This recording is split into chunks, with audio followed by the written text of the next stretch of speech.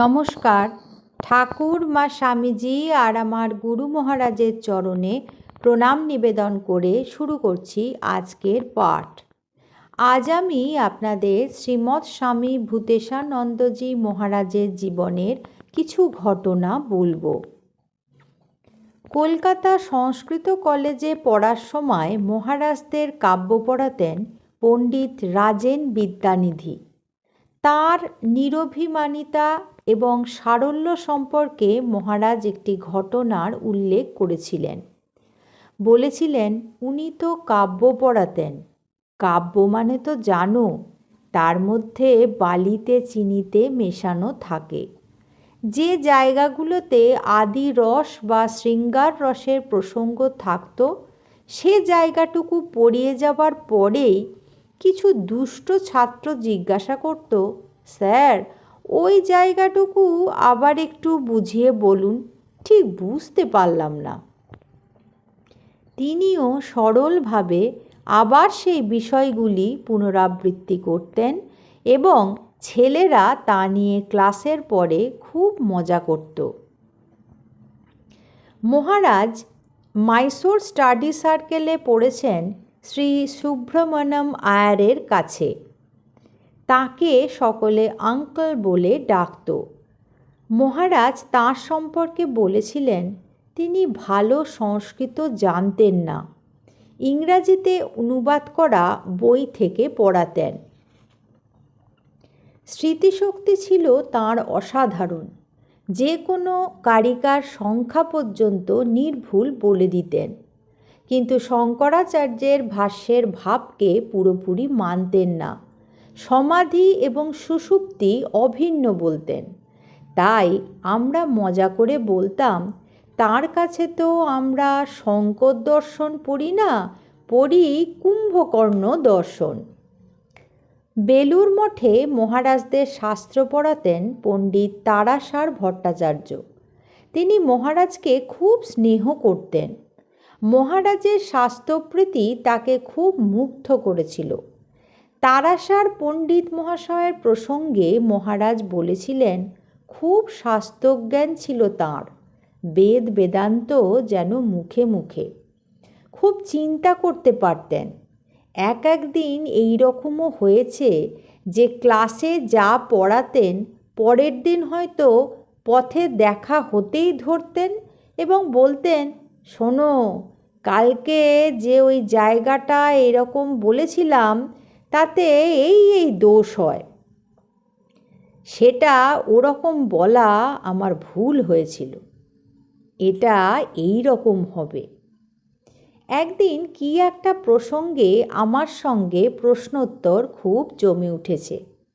পরে বলেছিলেন, মনে হয় তোমায় সর্বদা শাস্ত্র পড়ায়। আর একদিন আমার উত্তরে খুব খুশি হয়ে তিনি বলেছিলেন, মনে হচ্ছে তোমায় ধরে আদর করি। স্বামী ভূতেশানন্দজি মহারাজ তখন রাজকোটে। সেখানকার একটি বিখ্যাত প্রতিষ্ঠান ধর্মসভার আয়োজন করে মহারাজকে সভাপতি পদে আমন্ত্রণ করেন। মহারাজের পূর্ববর্তী একমাত্র বক্তা ছিলেন বিশিষ্ট অধ্যাপক। অধ্যাপক তাঁর পূর্ব প্রস্তুত ভাষণে বেদান্ত থেকে আপাত বিরুদ্ধ সব মন্ত্র বা শ্লোক উদ্ধৃত করে বেদান্তকে একটি ভ্রান্ত দর্শন বলে প্রমাণ করার চেষ্টা করেন। উপস্থিত সত্রীবর্গ সনাতন ধর্মের শিরচূড়ামণি বেদান্তকে অধ্যাপকের ভ্রান্ত দর্শন বলে প্রমাণের চেষ্টায় অত্যন্ত মর্মাহত এবং হতাশ হলেন। এরপর মহারাজ সভাপতির ভাষণে তাঁর স্বভাবসুলভ নম্রতা ও শান্ত ভাবকে বজায় রেখে উপনিষদের মূল শ্লোক এবং শাঙ্কর ভাষ্যের বিভিন্ন জায়গা থেকে তাৎক্ষণিক হুবহু উদ্ধৃতি দিয়ে অধ্যাপকের একটি যুক্তিকে প্রতিহত করে উক্ত শ্লোকগুলির প্রকৃত তাৎপর্য কী তা ব্যাখ্যা করেন। অধ্যাপক উপনিষদের সেই তাৎপর্য ধরতে না পারায় স্বামী ভূতেশানন্দজি মহারাজ শুধুমাত্র দুঃখ প্রকাশ করেন। তার প্রতি কোনো রকম ব্যক্তিগত আক্রমণ বা দোষারোপ তিনি করেননি। সেদিন সেই সভায় উপস্থিত ছিলেন এই রকম মানুষকে পরবর্তীকালে মহারাজের শাস্ত্রজ্ঞান, ক্ষুরধার মেধা এবং প্রাঞ্জল বাগ্মিতার এক অনন্য দৃষ্টান্তস্বরূপ উক্ত ঘটনাটিকে উল্লেখ করতে শুনেছি। সংস্কৃত কলেজের কিছু ক্লাস তখন হিন্দু কলেজে হতো। হিন্দু কলেজে তখন বেশ কিছু সাহেব অধ্যাপক ছিলেন। এই রকম একজন ব্রিটিশ অধ্যাপক মহারাজদের ইংরেজি পড়াতেন। স্বামী ভূতেশানন্দজি মহারাজের ইংরাজি লেখা সম্পর্কে সেই অধ্যাপক অন্য ছাত্রদের বলেছিলেন, "You should try to imitate his style of writing English." ভারতের প্রাক্তন নির্বাচন কমিশনার শ্রী টি.এন. শেষন বেলুর মঠে মহারাজের সাথে অনেক কথার মধ্যে একটি প্রশ্ন করেছিলেন, "স্বামীজি, আমি যা করছি সেটি ঠিক কি করছি কিনা বুঝব কি করে?"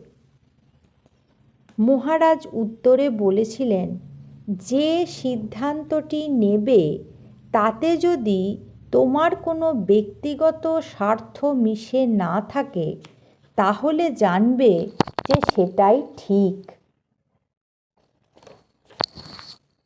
উত্তর শুনে শ্রীযুক্ত শেষন খুব তৃপ্ত হয়ে বলতে থাকেন, "দ্যাটস রাইট, দ্যাটস রাইট।"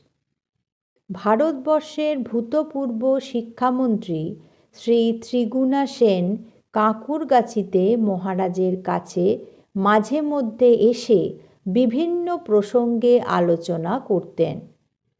জনৈক ভক্তকে একদিন শ্রী সেন বলেছিলেন, "সাধে কি ওখানে যাই? ওনার কাছে রয়েছে জ্ঞানের খনি।" আজ এই পর্যন্তই। পরবর্তী পর্বে আমি আপনাদের এইরকমই কিছু ঘটনা শোনাব। ঠাকুর মা স্বামীজি আর আমার গুরু মহারাজের চরণে আপনাদের সর্বাঙ্গীন মঙ্গল কামনা করি। আপনারা সকলে ভালো থাকুন, সুস্থ থাকুন। নমস্কার।